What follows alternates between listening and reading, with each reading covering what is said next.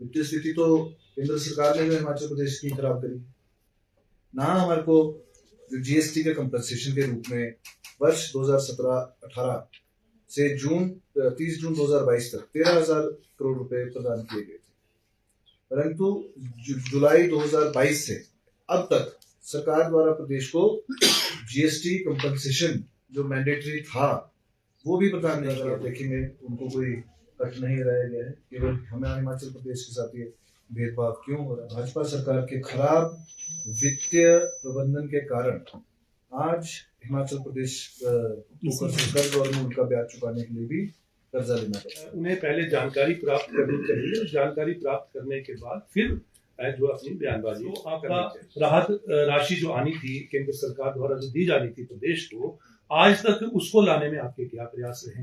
तो ये सब बातें जो है आपको जनता के समक्ष रखनी चाहिए। अपने प्रयास जो है वो उनकी भी जानकारी जो है जनता के समक्ष रखना चाहिए। एक तो जो प्रदेश के ऊपर जो पिछले भाजपा सरकार ने 75,000 करोड़ से अधिक कर्जा तथा कर्मचारियों की देनदारी के रूप में लगभग 10,000 करोड़ रुपए जो आर्थिक बोझ छोड़ के गई थी, मैं आपके माध्यम से सभी प्रदेशवासियों को ये बताना चाहूंगा, भाजपा सरकार के खराब वित्तीय प्रबंधन के कारण आज हिमाचल प्रदेश कर्ज और उनका ब्याज चुकाने के लिए भी कर्जा लेना पड़ता है।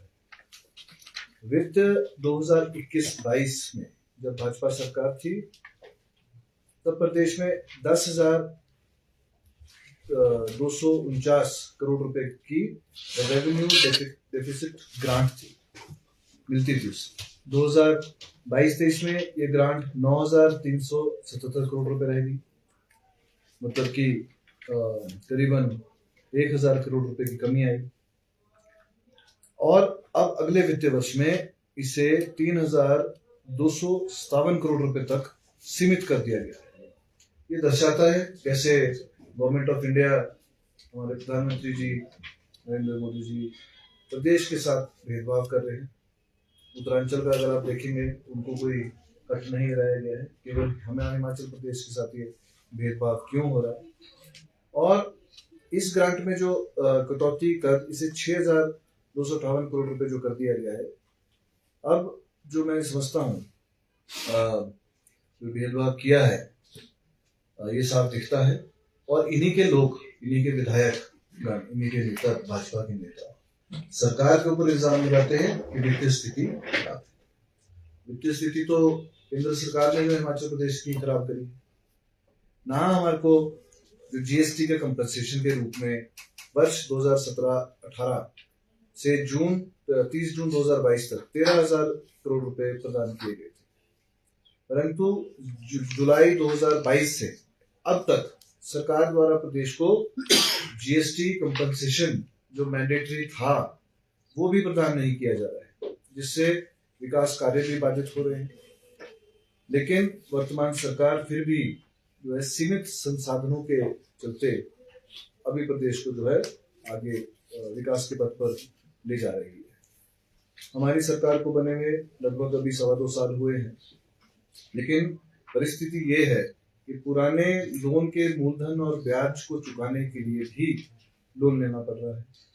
हमने पिछले 2 वित्तीय वर्ष में अब तक 30,080 करोड़ रुपए का लोन लिया है, जिसमें से 18,854 करोड़ रुपए जो कि इस लोन का लगभग 63% है, 63% है, पिछली सरकार द्वारा लिए गए लोन का मूलधन और ब्याज के रूप में हम लोग वापस जो है वो कर रहे हैं। इसी के साथ क्योंकि जो भाजपा है, हम भाजपा से मैं पूछना चाहूंगा आप लोगों के माध्यम से, अगर इतनी जनता हिमाचल प्रदेश की है तो उनको विधानसभा में भी माननीय मुख्यमंत्री महोदय ने, हमें मंत्रीगण और एमएलए ने बोला है कि अगर आपको इतनी चिंता है तो आप साथ चलिए, दिल्ली चलिए, प्रधानमंत्री जी से समय लेते हैं, सभी मिलजुल के प्रदेश के हित में जो है प्रदेश को आगे ले जाने के लिए माननीय प्रधानमंत्री जी से जो है ग्रांट भी मांगते हैं। हमारी सरकार ने पहली मंत्रिमंडल में की बैठक में पुरानी पेंशन बहाल करने का निर्णय लिया था, जिसमें प्रदेश के 1,36,000 सरकारी कर्मचारी उनको लाभ मिला है। ओपीएस बहाल करने वाला हिमाचल प्रदेश देश का सबसे पहले राज्य बना है। पुरानी पेंशन को बहाल करने से केंद्र सरकार ने प्रदेश को दी जाने वाली 1600 करोड़ रुपए की ग्रांट जो है वो बंद कर दी। ये दर्शाता है कि बदले की भावना से जो है केंद्र सरकार जो है वो काम कर रही है। पिछली भाजपा सरकार ने विधानसभा चुनावों के दृष्टिगत 5000 करोड़ रुपए की मुफ्त रेवड़ियां बांटी तथा तो बिना किसी बजट के जो है उन्होंने प्रावधान कर दिया था। और उसमें मैं बताना चाहूंगा किसी में भी ना स्टाफ मंजूर किया गया था, ना कोई उसके लिए बजट रखा गया था। केवल अनाउंसमेंट्स के और नोटिफिकेशंस के कागज पत्र पूरे करके वह संस्थान जो है खोले गए थे। उसके बाद आपदा आई है देश के ऊपर, 10,000 करोड़ से ऊपर का नुकसान हुआ है। वो तो आंकलन जो है केंद्र सरकार की टीम आई थी वो नहीं करा था, जिसमें एक पैसा भी जो है वो केंद्र सरकार ने हिमाचल प्रदेश को नहीं दिया है। और साथ में पड़ोस में लगती जो हमारा उत्तरांचल है, उत्तराखंड है, उसको जो है पूरी सहायता जो है वित्त राशि जो है वो दी गई थी। तो यही बोलना चाहूंगा। साथ में ये भी बताना चाहूंगा, कई टिप्पणी माननीय मुख्यमंत्री महोदय बाहर से आए हैं, तो मैंने कई बड़े नेताओं का, अनुराग जी का, जयराम जी का सुना है कि उन्होंने बोला था कि सरकारी धन पे जो है माननीय मुख्यमंत्री जी गए थे। तो मैं क्लियर करना चाहूंगा कि क्या अपने निजी पैसे से कोई व्यक्ति, चाहे वो किसी भी पद पे हो, पॉलिटिकल पे हो या सरकारी हो, क्या वो अपने खर्चे से, उसमें कोई सरकारी खर्चा इन्वॉल्व नहीं किया गया, वो अपनी जेब से जो है परिवार समेत जो है छुट्टी बनाने गए, इसमें कोई गुनाह नहीं है। अगर वो मुख्यमंत्री हैं और अपनी जेब से पैसे खर्च करके बच्चों को अपने घुमाने ले जा रहे हैं, ऐसी टिप्पणी जो है मैं समझता हूँ बहुत मैं निंदा भी करता हूँ। और साथ में ये भी बोलना चाहूंगा कि जो नेता हमारे मेंबर ऑफ पार्लियामेंट आने वाले समय में जर्मनी जा रहे हैं या कहीं और दूसरे देशों में जा रहे हैं, क्या वो अपनी जेब से खर्च करके जा रहे हैं? ये बात ठीक नहीं है कि किसी के ऊपर जो है व्यक्तिगत परिवार को लेके जाए, उसके ऊपर टिप्पणी करे। साथ में इसी के साथ में आप सभी लोगों का बहुत बहुत धन्यवाद करता हूँ। आप लोग आए, अवस्थी जी हमारे साथ हैं, ये एमएलए साहब हमारे विपक्ष के साथी जो भारतीय जनता पार्टी के जो नेता प्रतिपक्ष सहित जो और हमारे विधायक जो साथी हैं, जैसा कि लग रहा है कि संगठन में जो अपना वर्चस्व कायम रखने के लिए आए दिन जो है वो एक भ्रमित बयानबाजी कर रहे हैं। जैसा कि माननीय मंत्री महोदय ने विस्तारपूर्वक को बताया, बिल्कुल सही है कि उन्हें पहले जानकारी प्राप्त करनी चाहिए, जानकारी प्राप्त करने के बाद फिर जो अपनी बयानबाजी करनी चाहिए। और जैसे बजट सेशन की तिथियां जो है घोषित हो चुकी हैं, 10 मार्च से बजट सेशन जो है शुरू होने जा रहा है। इसी दृष्टिकोण से जो आज इस तरह से भ्रमित बयानबाजी की जा रही है और व्यक्तिगत टिप्पणियां की जा रही हैं, इसकी हम निंदा करते हैं। मैं ये पूछना चाहूंगा कि आज लोकसभा और राज्यसभा के मिलाकर हिमाचल प्रदेश से 7 जो मेंबर पार्लियामेंट जो है प्रतिनिधित्व कर रहे हैं हिमाचल प्रदेश का, और ये 7 जो लोकसभा और राज्यसभा में जो सांसद हैं, इनके क्या प्रयास रहे जो अभी डेटा जो प्रस्तुत किया आपके समक्ष माननीय मंत्री महोदय ने, रेवेन्यू डेफिसिट ग्रांट में जो कटौती की गई उसको बढ़ाने के लिए आपके क्या प्रयास रहे, और पीडीएल ने जो post disaster necessary assessment committee ने जो एक 9,000 करोड़ के करीब लगभग आंकलन किया था, जो आपदा राहत राशि जो आनी थी केंद्र सरकार द्वारा जो दी जानी थी प्रदेश को, आज तक उसको लाने में आपके क्या प्रयास रहे। तो ये सब बातें जो है आपको जनता के समक्ष रखनी चाहिए। अपने प्रयास जो है वो उनकी भी जानकारी जो है जनता के समक्ष उनको रखना चाहिए। लेकिन मेरा ये कहना है और मैं ये आरोप भी लगा रहा हूं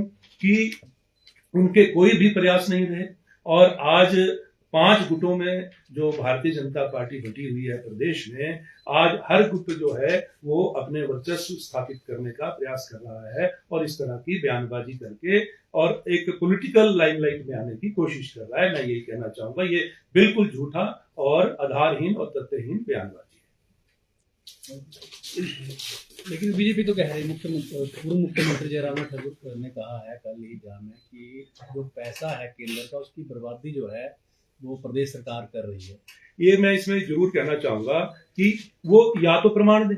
मैं इसके बारे में प्रदेश की जनता को ये बताना चाहूंगा कि जिस 500 करोड़ रुपए की बात वो कह रहे हैं, जिसके रेफरेंस में वो टिप्पणी कर रहे हैं, वो 500 करोड़ उनको जानकारी नहीं रही। वो पूर्व में मुख्यमंत्री रहे, 5 वर्ष तक वो हिमाचल प्रदेश में मुख्यमंत्री के रूप में कार्य करते रहे, और जो एक इतने बड़े स्टेचर के नेता जो है अगर इस तरह की बयानबाजी करें तो मैं समझता हूं कि बहुत ही एक निंदनीय भी है और एक चिंता का विषय भी है। और ये मैं आपको स्पष्ट तौर पे कहना चाहूंगा कि जो 500 करोड़ रुपए की राशि जो थी वो ये प्रदेश की राशि थी, प्रदेश सरकार की राशि थी, और लैंड एक्विजिशन के लिए जो है ये राशि बिलासपुर में जो है वो प्रशासन के पास पड़ी थी, बैंक्स में, और क्योंकि लैंड एक्विजिशन का कार्य पूरा हो चुका है और उस समय जो राशि बची थी, ये अनस्पेंट राशि जो थी, ये 500 करोड़ रुपए की राशि जब माननीय मुख्यमंत्री जी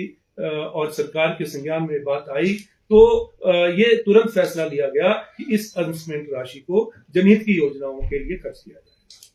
इसलिए ये अपनी राशि अपने ही पास जो है वो लाई गई है प्रदेश सरकार द्वारा। तो इसमें इनको आपत्ति क्या है? और आपत्ति तो तब होनी चाहिए यदि इनकी जेब से कोई पैसा जो है हमने लिया हो। अपना जो पैसा हम मांग रहे हैं उसके लिए तो ये प्रयास नहीं कर रहे हैं। जो हमारे कर्मचारी बंधुओं के जो एनपीएस का 9200 करोड़ रुपया जो केंद्र सरकार के पास पड़ा है उसके लिए इनके कोई प्रयास नहीं है। वो पैसा लेकर आए और अपने प्रयास जो है वो दिखाएं भी कि आपने कहां प्रयास किए। तो मैं समझता हूं कि आप सच्चे हितैषी जो है तभी कहलाए।